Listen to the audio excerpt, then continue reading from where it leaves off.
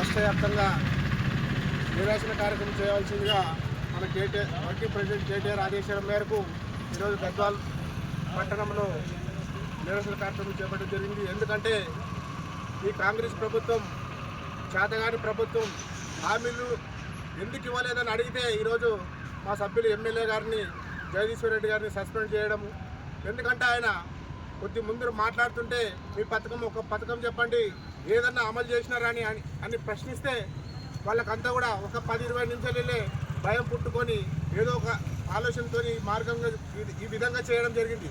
ఎందుకంటే ఒక్క పథకమైనా మీరు అమలు చేసినారా, రాష్ట్ర వ్యాప్తంగా ఈ పథకం అమలు చేసినారని మీకు చెప్పండి అని ఈయన జగదీశ్వర్ రెడ్డి గారు రైతు విషయం కానీ, రైతు బంధు కానీ, రైతు భరోసా కానీ ఏదైనా మీరు ఒకటి కూడా హామీ నెరవేర్చలేదు కానీ మీరు ప్రశ్నిస్తే మిమ్మల్ని సస్పెండ్ చేస్తామని చెప్పడము.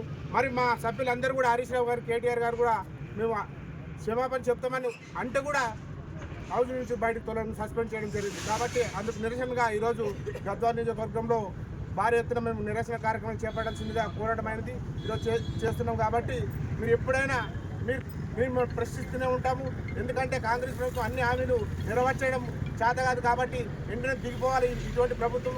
రేవంత్ రెడ్డి గారు వెంటనే రాజీనామా చేసి అమలు పథకాలు ఏ కూడా అమలు చేయలేడు. కాబట్టి మీరు ఈ విధంగా రాష్ట్ర ముఖ్యమంత్రిగా ఉండాలి బాధ్యత కూడా మీకు లేదని కూడా మేము టీఆర్ఎస్ పార్టీ తరఫున మేము కోరుతున్నాం. కాబట్టి మీరు వెంటనే మా సభ్యుల్ని సస్పెండ్ చేసిన సభ్యులు పెట్టుకొని మీరు ఏమన్నా కానీ అసెంబ్లీ నడపాలి. కానీ మీరు సస్పెండ్ చేసి నడిపితే ఎందుకంటే ప్రశ్నిస్తారని ఈ బడ్జెట్ పథకాల కల్లా ప్రశ్నిస్తూనే ఉంటామని కూడా వీళ్ళనంతా కూడా ఒక్కొక్కరిని రోజుకొకరిని సస్పెండ్ చేస్తే ఖాళీగా ఉంటే ఎవరు ప్రశ్నించారనే ఉద్దేశంతో ఈరోజు సస్పెండ్ చేయడం. కాబట్టి మేము ఎప్పుడు కూడా నిరసన కార్యక్రమం ఇదే విధంగా చేపడతామని టీఆర్ఎస్ పార్టీ తరఫున మేము కోరుతూ